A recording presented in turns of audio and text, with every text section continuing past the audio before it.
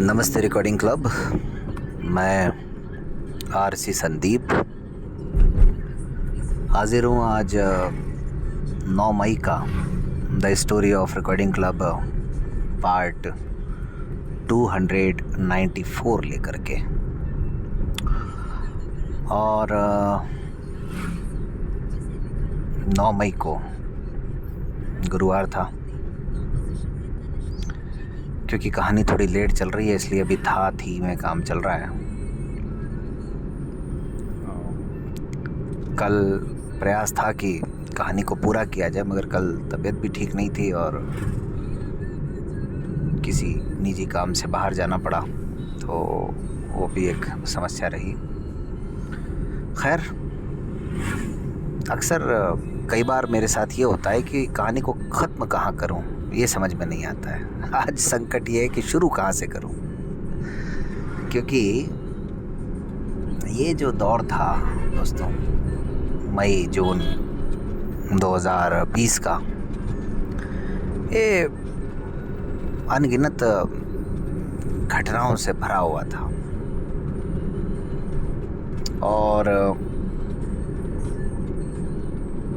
Recording club के लिए तो ये बड़ा ही महत्वपूर्ण समय होने जा रहा था, लेकिन हमें खुद नहीं पता था कि अगले 2-3 महीनों में इतना परिवर्तन हो जाएगा। लेकिन खैर, वैसे भी हमें कहाँ ही पता होता है कि भविष्य में क्या होने वाला है। तो थोड़ा सा पीछे लौट करके आते हैं और बात वहीं से शुरू करते हैं कि जो संगीत प्रतियोगिता आयोजित की हमने, एकता की आवाज़ नाम से। ये सब मैंने आपको पहले बताया कि सारे मैसेजेस को, यानी ऑडियो में जो जितनी भी प्रस्तुतियाँ आई थी, उन सबको एक कार्यक्रम बना करके अलग अलग समय पर रेडियो मधुबन पर चलाया गया।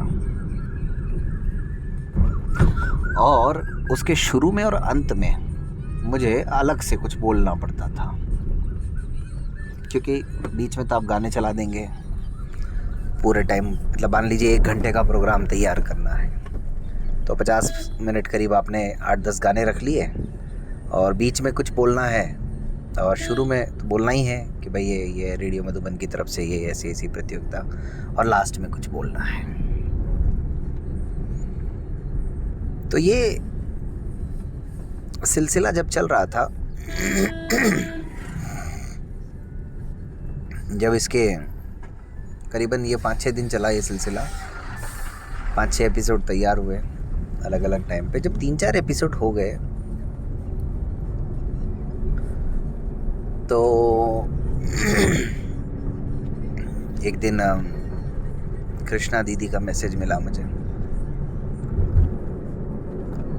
और वो मैसेज मेरे लिए अपने आप में बड़ा प्रेरणादायी था। और कहीं ना कहीं उस मैसेज से मुझे भी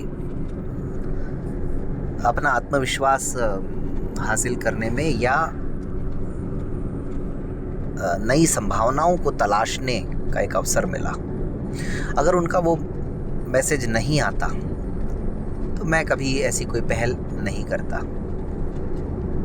कई बार होता है ना दोस्तों, आपके अंदर जो योग्यता होती है, आपके अंदर जो भावना होती है, आप जो काम करना चाहते हैं, वो आप बस सोचते ही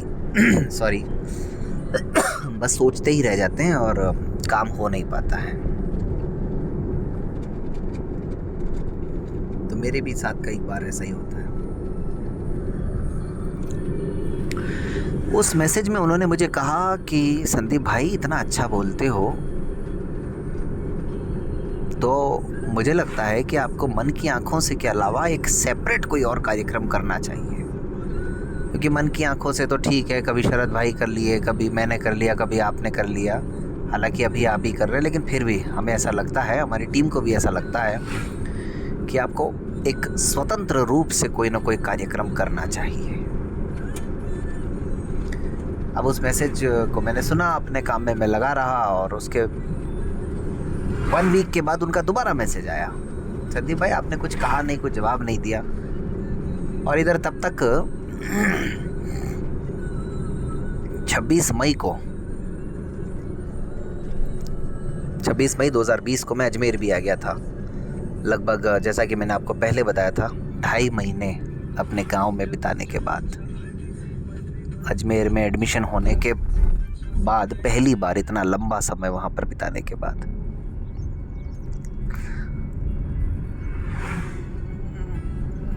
तो वो उनका फिर मैसेज आया। मैंने कहा, फिर मैंने जवाब दिया, मैंने कहा दीदी अगर ऐसा है, आपको लगता है कि मैं कर सकता हूँ तो ज़रूर मैं करूँगा, लेकिन अभी थोड़ा सा रुक जाइए, मेरे को सोचने दीजिए पहले कि क्या करना है, मैं सोच के बताऊँगा मुझे करना क्या है। अब ये जो समय था, ये सोचने में ही मान के चलिए कि मुझे तकरीबन 15-20 दिन लग गए। और 15-20 दिन से पहले फिर एक बार उन्होंने मुझे पूछा कि आपने तो कुछ कहा ही नहीं, इसका मतलब आप नहीं कर रहे हैं। फिर वही जो होती हैं बातें, औपचारिकताएं कि दीदी पता नहीं मैं कर पाऊंगा या नहीं कर पाऊंगा, ये वो, क्या करूं, कौन सा कार्यक्रम करूं, कुछ समझ में नहीं आ रहा है। हालांकि दिमाग में तब तक मेरे विचार आ गया था।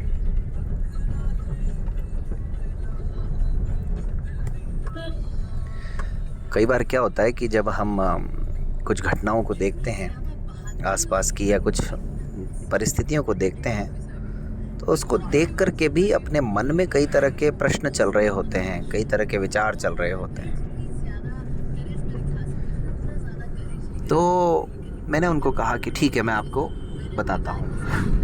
एक डेडलाइन दे दी, मैंने कहा कि तब तक मैं आपको मैसेज कर दूंगा, जो भी होगा। फिर एक दिन उनसे फ़ोन पर बात हुई, और फिर मैंने उनको बताया कि मैं क्या करना चाहता हूँ।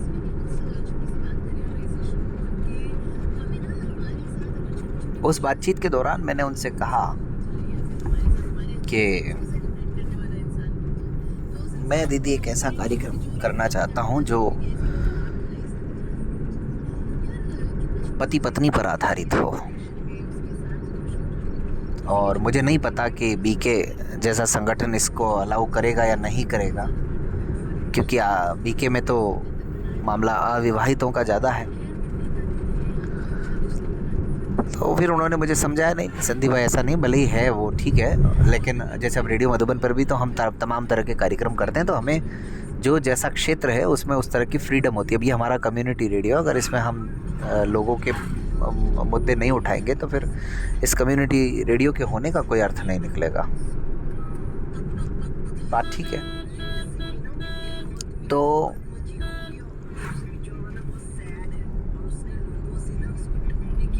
हुआ ये कि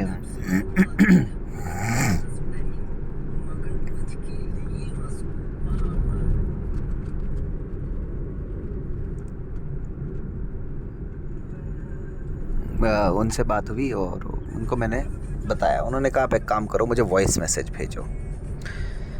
देखो अगर वो मुझे कभी मिला वॉइस मैसेज तो मैं आपको सुनाऊंगा, लेकिन मुझे लगता है कि वो जो 2021 में मेरा डेटा डिलीट हुआ उसमें बहुत सारी चीज़ें चली गई। वो एकता की आवाज़, वो डिबेट की के मैसेजेस, और वो सब कुछ उसमें चला गया था। तो वो है तो थोड़ा मुश्किल, लेकिन फिर भी कोशिश करूँगा। तो हुआ ये कि मैंने उनको मैसेज में समझाया, मैंने उनको कहा, बताया कि आम तौर पर कार्यक्रम जो होते हैं वो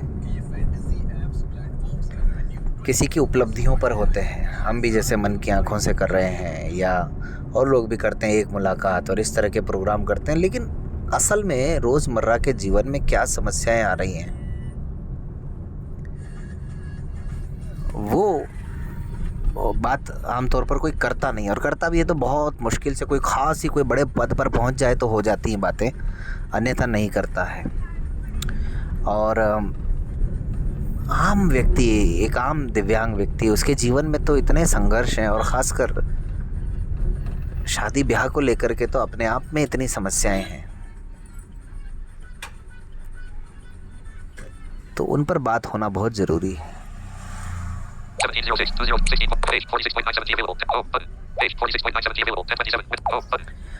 फिर उन्होंने मुझे पूरा मैसेज सुनने के बाद तकरीबन मैंने 4-5 मिनट का उनको मैसेज भेजा था, और वो उन्होंने अपनी टीम को सुनाया, उनकी टीम से सवाल आए।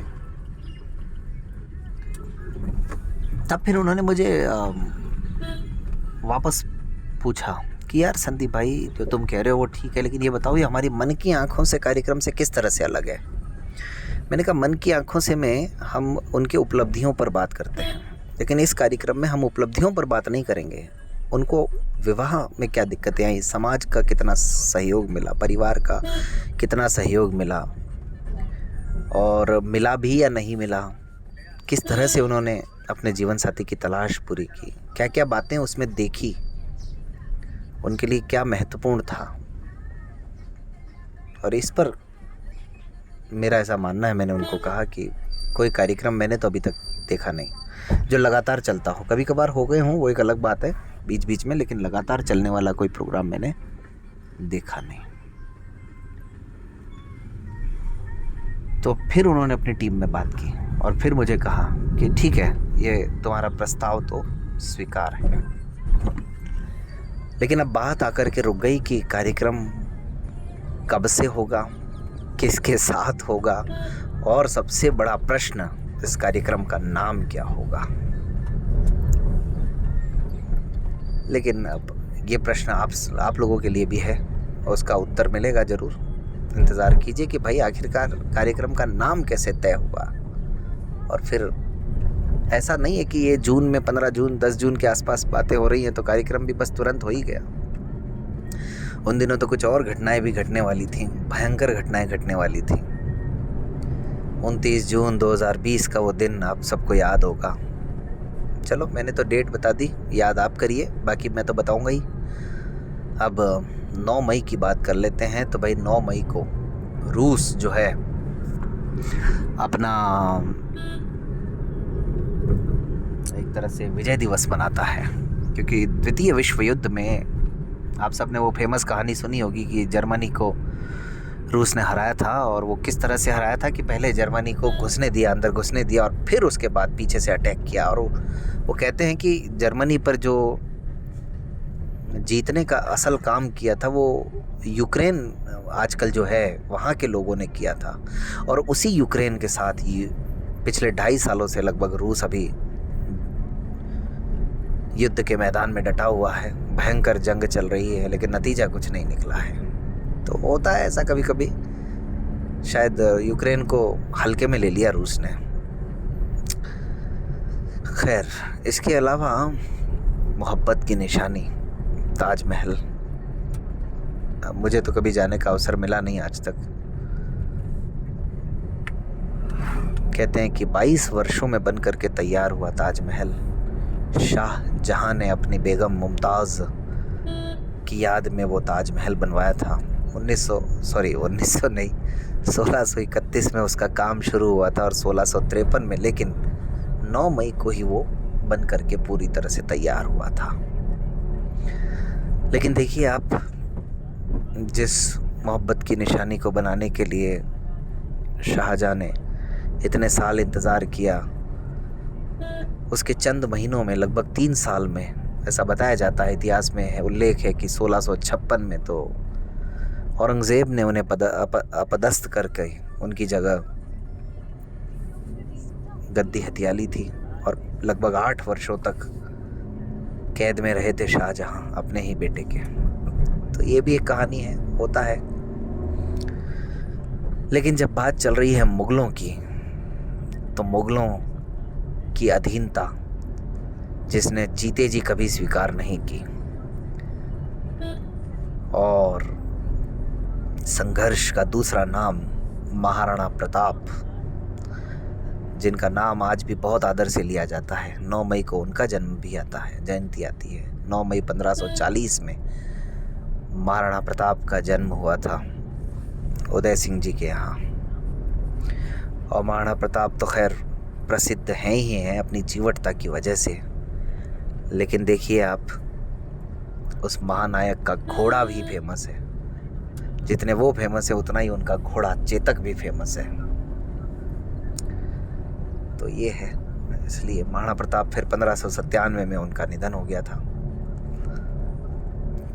कभी भी मेवाड़ ने अकबर की अधीनता स्वीकार नहीं की। महाराणा प्रताप के जीते जी, और उन्होंने कई सारे छापामार युद्ध लड़े और कई किले छोटे मोटे जीत भी लिए थे, वो सब आप सबको मालूम है। तो फिलहाल तो आज इतना ही, अब इंतज़ार कीजिए अगली कहानी का। धन्यवाद।